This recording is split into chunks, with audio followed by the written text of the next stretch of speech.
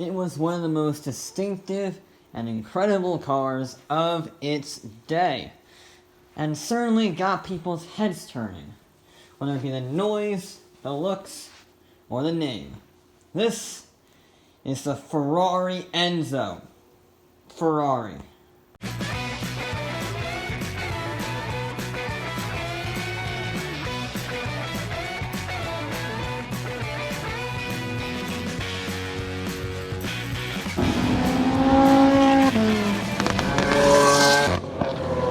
Enzo Ferrari was the founder of Ferrari, funnily enough, and the last project he worked on was the masterful, brilliant Ferrari F40, widely regarded as one of the greatest supercars of all time.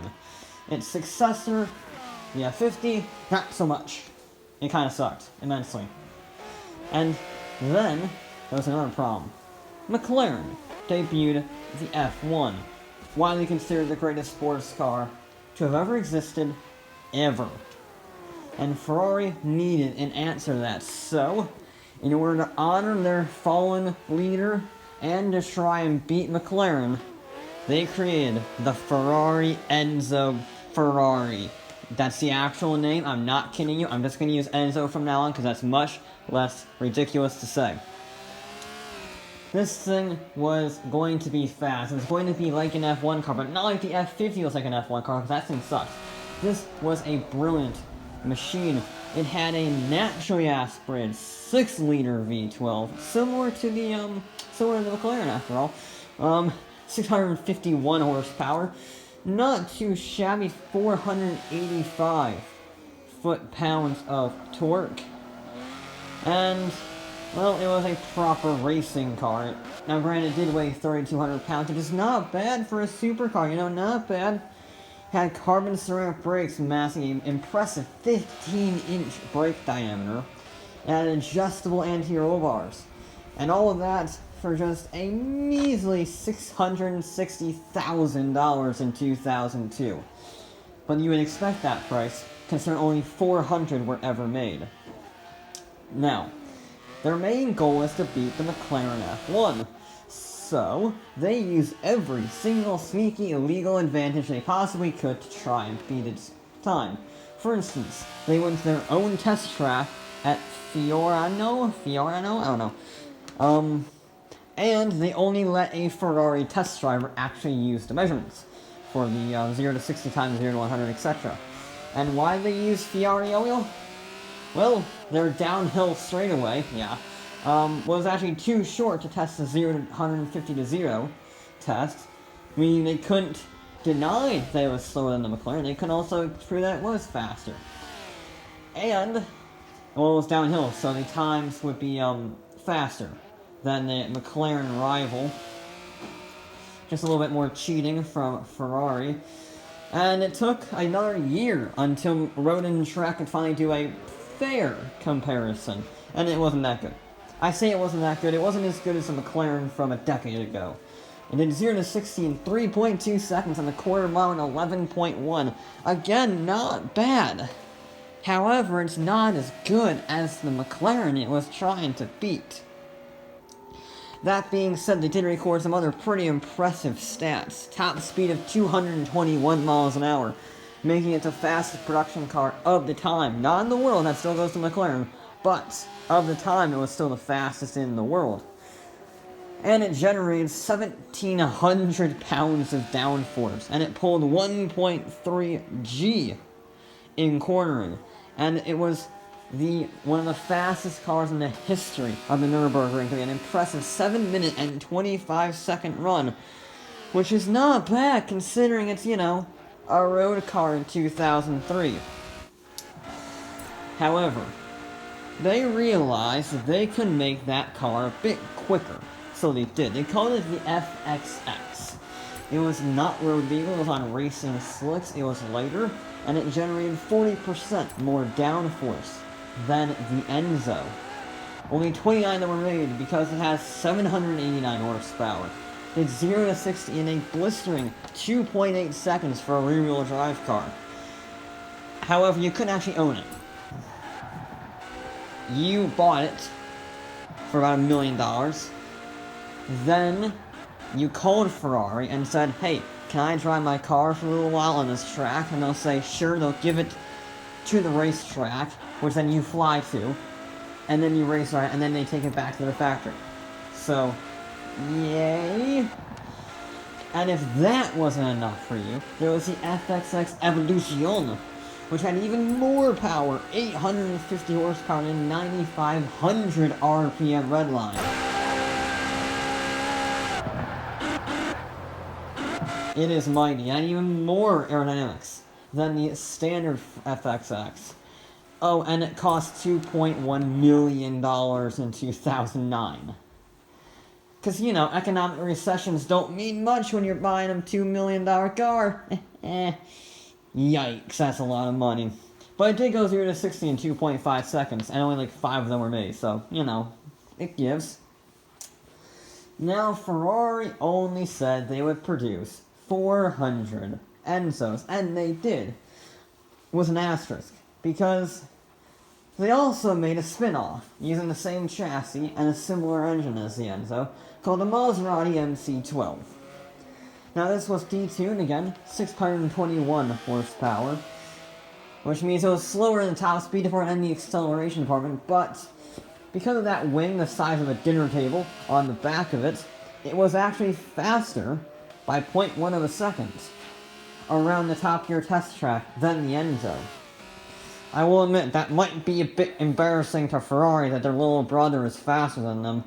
And then, to add insult to injury, the MC12 did a 724 around the Nürburgring, which, if you're keeping track, is a second faster than the Enzo. Again, not much faster, but faster. And unlike any of the Ferraris that I mentioned previous, this one actually competed in motor racing. The MC12 GT1 entered the GT1, funnily enough, championship for FIA endurance racing. And it was quite good. It wasn't even eligible for point scoring for homologation reasons in 2004. Despite that, in its first year, in the last race of the season, the first race, it was actually allowed to get points. It won first and second, and finished 7th in the championship. Despite only competing for one race, it got 7th in the championship. And that was just the start, because it won 40 races. And in the manufacturer championship, it won the championship 2005, 2007. In the teams championship, it won 2005, 2006, 2007, 2008, 2009, and 2010. And in the Drivers' Championship, it won a little more than that. 2006, 2007, 2008, 2009, and 2010. In case you're wondering, it wins a lot. In 2005, for instance, it won with twice as many points over its second place rival, which happened to be Ferrari. Again, that's just rubbing salt right into the wound. That's rubbing salt into the wound, for sure. And 2006, they took the Teams Championship despite having a 105 kilogram weight penalty added to the vehicle.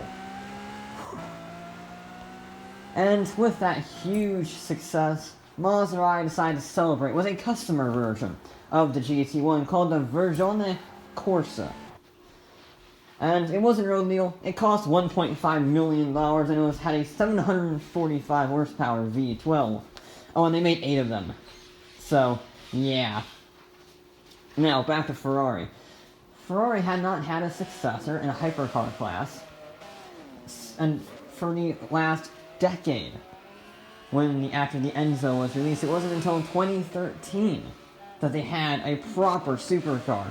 That being the hybrid Ferrari the Ferrari.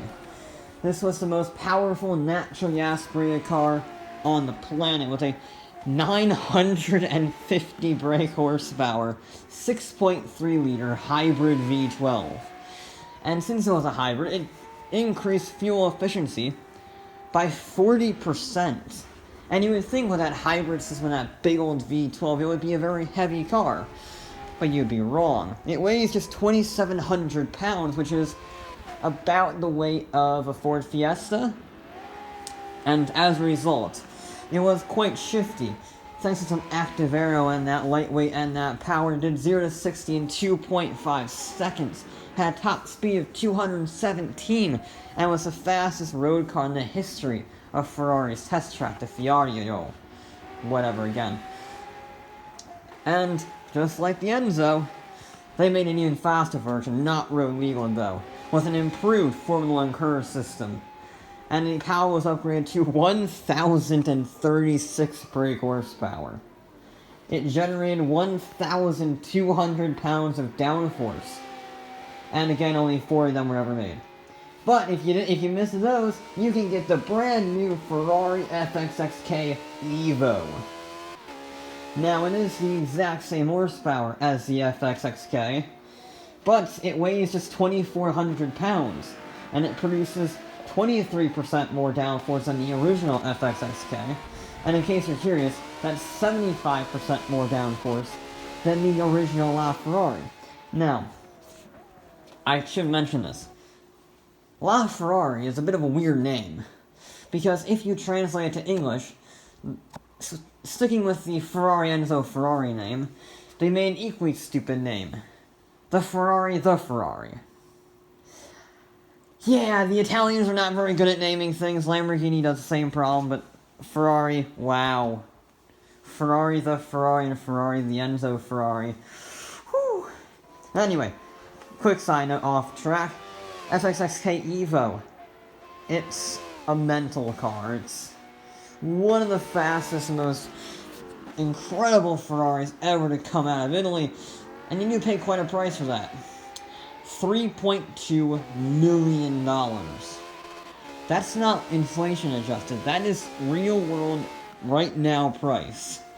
Which is a bit absurd, I will be honest. The Ferrari Enzo was never able to succeed in its critical objective of beating the McLaren. However, it is still regarded as one of the greatest supercars of the 2000s, beating out legends like the Ford GT, the Porsche Carrera GT, the Mercedes McLaren SLR. It was faster than all of those. And some people didn't like the looks, some people loved the looks. And sure, the name is stupid, but think of it this way. If the Enzo did not exist, we could not have the Holy Trinity of the Ferrari, LaFerrari, the McLaren F1, and the Porsche 918. So, in a way, the Ferrari Enzo has done one hell of a public service.